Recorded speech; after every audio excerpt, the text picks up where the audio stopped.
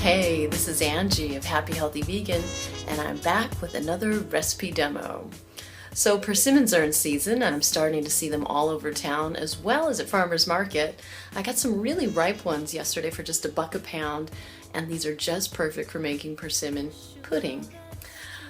So first of all, these Fuyu persimmons are usually sold to be eaten firm, like an apple, as everyone says. But I actually like it when they get darker and squishier, more like what you're waiting for with the Hachia persimmons. I still think that these are sweeter in their gooey state, and it's going to be just perfect for a pudding.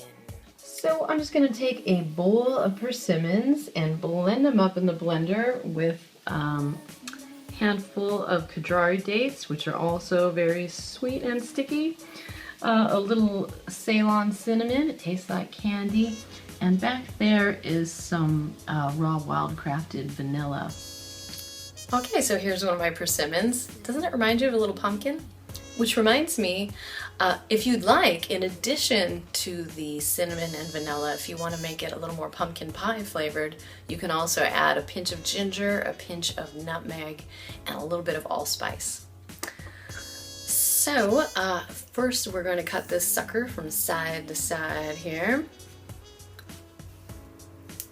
and then open it up like a hinge to expose the fruity insides. Then we're just going to take a spoon and scoop them on out into our blender. And don't miss any of that good stuff on the inside there. Alright. So I'm not going to scoop the guts out of all of them here on camera, but I'll get to that and I'll meet with you in a minute.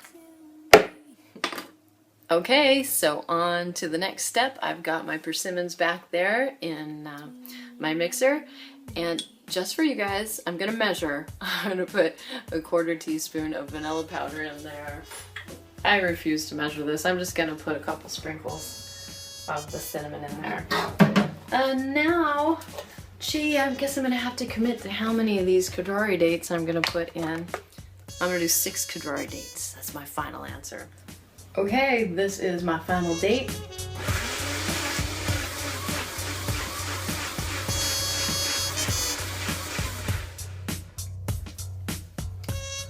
Well, there you go. Let me get the spoon out. That's good. Now, if you want to take it a step further,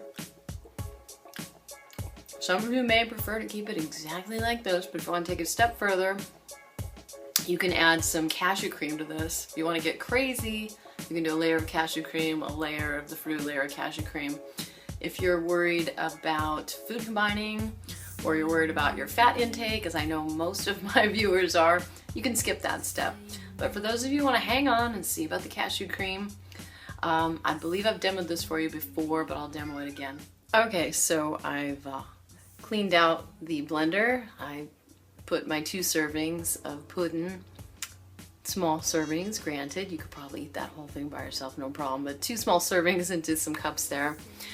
Now earlier I took a 1/4 cup of cashews and I soaked them in an equal amount of water for a couple hours. Now it can be hard to make this little amount of cashew cream. A lot of times it doesn't turn out as smoothly as you'd like, so you can probably make a couple servings worth and just keep it in a container in the refrigerator. So I'm just gonna try my best to make a small amount of cashew cream. We'll see how it turns out.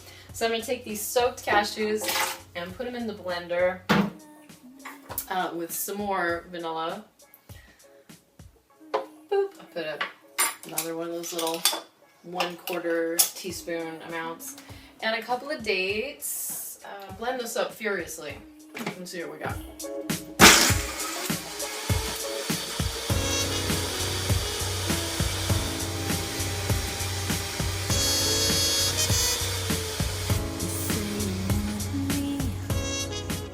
Okay, well, as I feared, it was really kind of a little bit too little material to get a good creamy cream.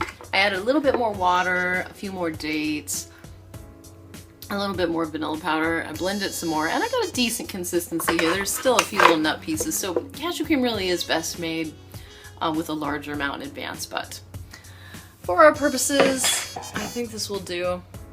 Because all I really want is to put one dollop on top.